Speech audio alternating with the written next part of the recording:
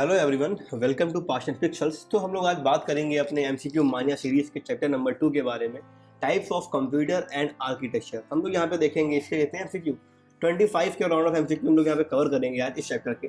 तो बिना टाइम को वेस्ट किए हुए चलिए देखते हैं आज का थॉट क्या है। लिखा है every sunset is a chance to rise stronger with a new dawn, है ना। हर एक सूर्यास्त जो होता है वो एक नए सवेरे को और स्ट्रॉन्गर तरीके से राइज होने का चांस देता है। ठीक, देखते हैं पहला क्वेश्चन क्या है।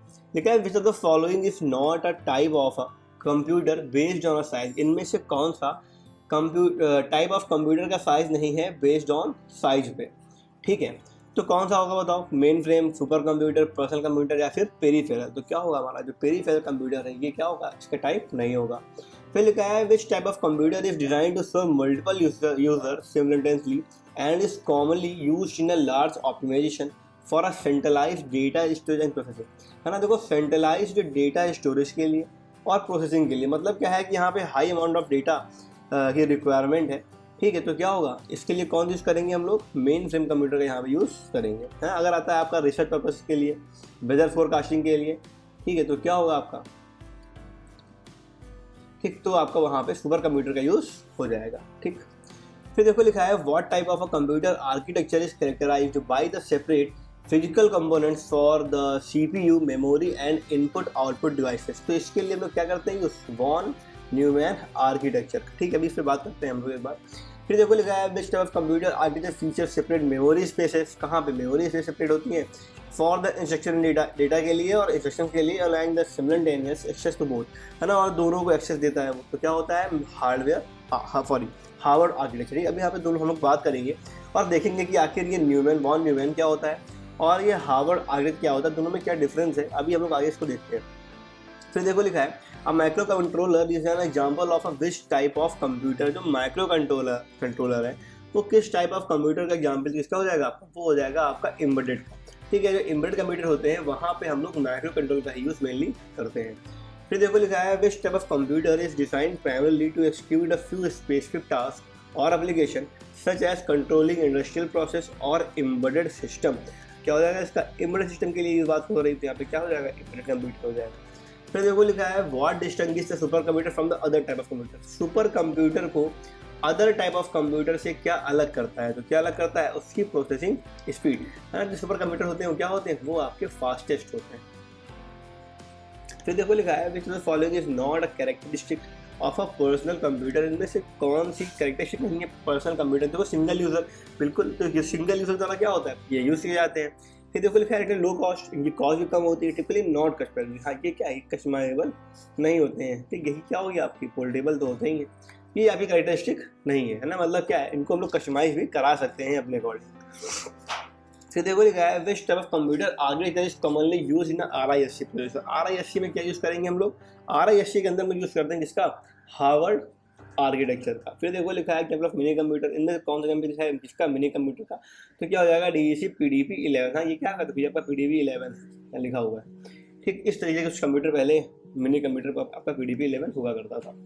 फिर देखो लोग बात करेंगे यहाँ पे वॉन न्यूमैन आर्किटेक्चर की और हार्वर्ड आर्किटेक्चर। ठीक है, देखो यहाँ पे क्या होगा, वॉन न्यूमैन में आपकी होंगी इनपुट डिवाइसेस, CPU यहाँ होगा आपकी मेमोरी और डेटा प्रोग्राम दोनों के लिए एक कॉमन मेमोरी का हम लोग यूज़ करते हैं यहाँ पे। ठीक है, अपडेट होंगी।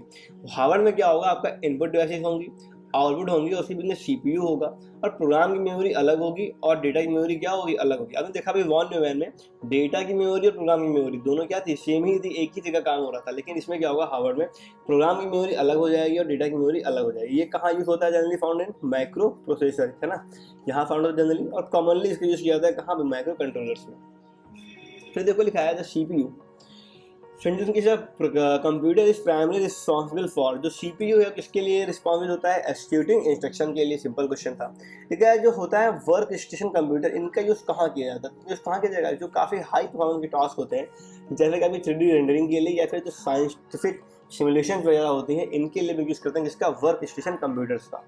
फिर देखो लिखा है which type of computer architecture uses a combination of a von Neumann and Harvard architecture. इनमें से कौन सा कॉम्बिनेशन होता है जिसका, वॉन न्यूमैन का और हार्वर्ड का, दोनों को मिला क्या बनाया जाता है, दोनों मिला बनाया जाते हैं हाइब्रिड आर्किटेक्चर। हाइब्रिड मतलब ये होता है क्या, कोई दो या दो से ज़्यादा चीज़ें आपस में मिल जाए। तो लिखा है टर्म बिट का, है ना, लिखा है टर्म बिट का शॉर्ट फॉर्म क्या होता है, बिट को हम लोग कैसे डिनोट करते हैं? बिट को हम लोग डिनोट करते हैं किससे? बाइनरी डिजिट से, ठीक, बाइनरी डिजिट हो गया बिट।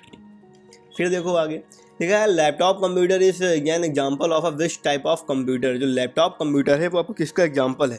किसका हो जाएगा आपका? लैपटॉप कंप्यूटर क्या होता है आपका? Personal computer. फिर देखो लिखा है which type of a primary purpose of a controller control unit in CPU। इनमें से कौन सा प्राइमरी पर्पस है CPU का, कंट्रोल यूनिट का? तो क्या हो जाएगा? Fetching and decoding the instruction. Data को क्या करना? फेच करना और उनको डिकोड करना इंस्ट्रक्शंस को।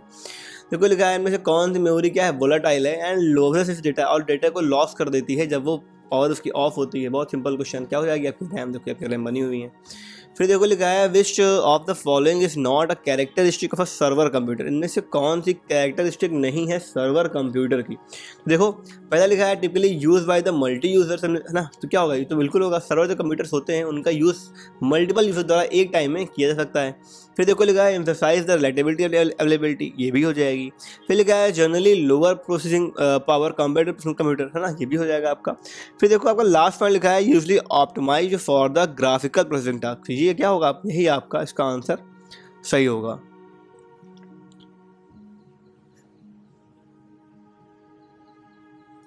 ठीक, फिर देखो आगे लिखा है which of the computer architecture is commonly use in a micro controllers and digital signal processor DSP, है ना? DSP वगैरह के लिए किसका यूज़ किया जाता है? तो इसका यूज़ किया जाता है वॉन न्यूमैन आर्किटेक्चर। देखो ये आपकी कौन है? ये आपके वॉन न्यूमैन है, ठीक है। CPU फुल फॉर्म क्या होता है? Central processing unit. बहुत ही सिंपल क्वेश्चन। ULSI का क्या होता है? Ultra large scale integration, full form of IBM international business machine, है ना? देखो ये IBM का ऑफिस है। फिर देखो लिखा है how many keys in standard keyboard. एक नॉर्मल से कीबोर्ड में कितनी कीज होती हैं? कितनी होती हैं आपकी? ये होती हैं आपकी 104 से 101 से 104। और कितनी फंक्शन कीज होती हैं? कहाँ होती हैं? F1 से लेके F12 तक, है ना? ये आपकी होती हैं फंक्शन कीज। देखो लिखा है the process of writing on a CD में लिखना क्या कहलाता है? ये कहलाता है आपका बर्निंग, है ना? CD को बर्न करना। फिर देखो उसके बाद कह रहा है कि फुल फॉर्म ऑफ DVD, है ना? देखो आपकी DVD बनी हुई है। तो क्या होता है DVD का? DVD होता है डिजिटल वर्सेटाइल डिस्क, है ना? तो ये थे आपके कुछ 25 क्वेश्चन चैप्टर नंबर 2 के, ठीक है। होपफुली ये सीरीज आपको पसंद आ रही होगी, और जैसे भी आपके रिव्यू हैं, जो भी आपके थॉट्स हैं, उनको आप अपने कमेंट में लिख के ज़रूर बताइए, ठीक। तब तक के लिए शुभ रात्रि, गुड नाइट।